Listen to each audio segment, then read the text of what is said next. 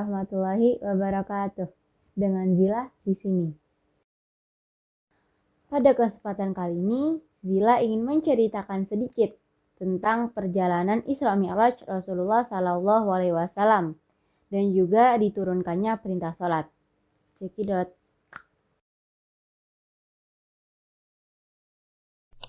Isra artinya berjalan pada malam hari dari Masjidil Haram Tanah Mekah ke Masjidil Aqsa di Palestina. Sedangkan Mi'raj artinya diangkat ke alam gaib melalui langit yang berlapis-lapis atas izin Allah. Isra dan Mi'raj dilakukan Nabi dalam waktu bersambung di waktu itu juga. Mula-mula Isra barulah kemudian Mi'raj. Sebelum melakukan Isra pada malam hari, malaikat terlebih dahulu membelah dadanya. Dikeluarkan kotoran-kotoran tempat diamnya setan dan mengisi hatinya dengan keimanan.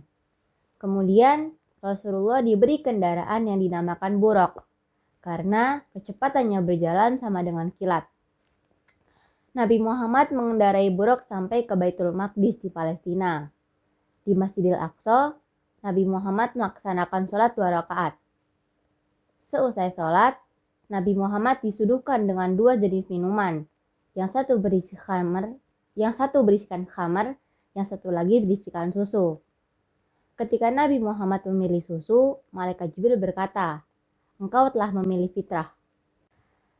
Sebelum Nabi Muhammad melakukan Isra pada malam hari, malaikat terlebih dahulu membelah dadanya. Dikeluarkan kotoran-kotoran tempat diamnya setan dan mengisi hatinya dengan keimanan. Kemudian Rasulullah diberi kendaraan yang dinamakan buraq karena kecepatannya berjalan sama dengan kilat. Nabi Muhammad mengendarai buraq sampai ke Baitul Maqdis di Palestina. Di Masjidil Aqsa, ia melaksanakan sholat 2 rakaat. Seusai sholat, Nabi Muhammad disuguhkan dengan 2 jenis minuman. Yang satu berisikan khamar dan yang satu lagi berisikan air susu.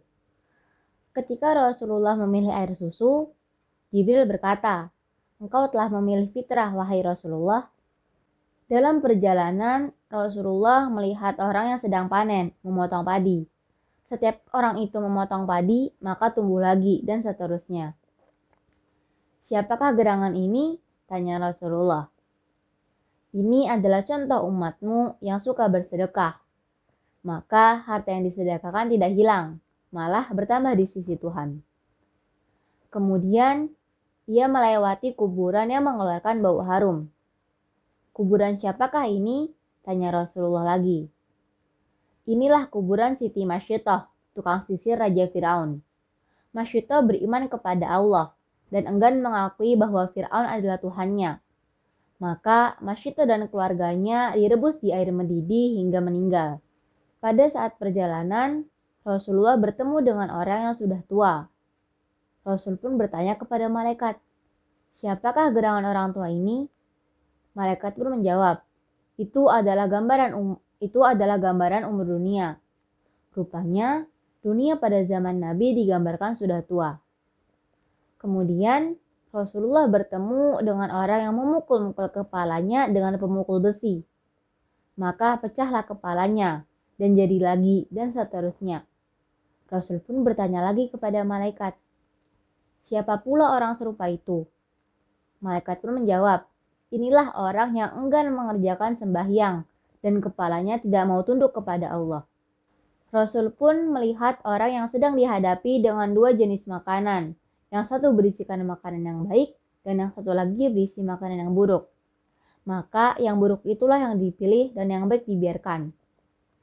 Rasulullah pun bertanya lagi kepada malaikat, "Apa pula gerangan ini?"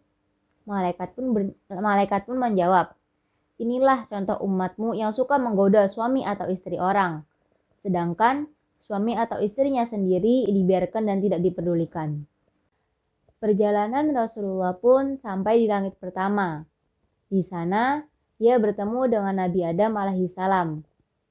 Kemudian, di langit kedua, ia bertemu dengan kedua sepupunya, yakni Nabi Isa dan Nabi Yahya alaihissalam. Dan di langit ketiga, ia bertemu dengan Nabi Yusuf alaihissalam. Perjalanan berlanjut sampai di langit keempat. Di sana, ia bertemu dengan Nabi Idris alaihissalam. Sedangkan di Di langit kelima, ia bertemu dengan Nabi Harun alaihissalam. Dan di langit keenam, ia bertemu dengan Nabi Musa alaihissalam. Perjalanan Nabi Muhammad pun sampai di langit ketujuh. Malaikat yang menemani hanya menunggu di dekat Sidratul Muntaha, dan Nabi meneruskan perjalanannya. Nabi pun diangkat ke langit paling atas untuk menerima perintah sholat. Sesampainya di sana, Nabi bersujud dan meminta ampun kepada Allah Subhanahu wa Ta'ala. Kemudian, Nabi diperintahkan untuk mengerjakan sholat 50 waktu sehari dan semalam. Setelah menerima perintah sholat yang 50 waktu sehari dan semalam, Rasulullah pun turun ke langit keenam. Di sana, ia bertemu dengan Nabi Musa alaihissalam. Nabi Musa bertanya kepada Rasulullah, "Ya Muhammad, apa yang kau bawakan untuk umatmu?" Rasulullah pun menjawab, "Aku memperoleh oleh-oleh tugas untukku dan umatku, yaitu mengerjakan sholat 50 waktu sehari dan semalam." Lalu Nabi Musa berkata, "Kembalilah engkau kepada Tuhan memohon supaya perintah sholat diringankan, karena umatmu tidak akan sanggup melaksanakannya." Rasulullah pun kembali menghadap Allah dan meminta keringanan perintah sholat yang 50 waktu itu. Dengan kasih sayangnya, Allah pun menguranginya menjadi 45 waktu. Rasulullah pun turun lagi dan menceritakannya kepada Nabi Musa. "Masih berat juga wahai Rasulullah, kembalilah dan minta keringanan lagi kepada Allah." Rasulullah pun kembali menghadap Allah dan perintah sholat dikurangi menjadi 40 waktu sehari dan semalam. Maka terjadilah lagi perbincangan antara Nabi Musa dengan Rasulullah. Rasulullah pun kembali menghadap Allah Subhanahu wa Ta'ala. Kejadian ini terus berulang hingga 9 kali. Setiap Rasulullah meminta keringanan, maka Allah akan menguranginya dengan 5 waktu. Sehingga kewajiban melaksanakan sholat wajib adalah 5 waktu sehari dan semalam. Itu saja yang bisa Zila sampaikan. Mohon maaf bila ada kesalahan kata dan kalimat. Dan terima kasih sudah menyimak cerita yang Zila sampaikan. Wassalamualaikum warahmatullahi wabarakatuh.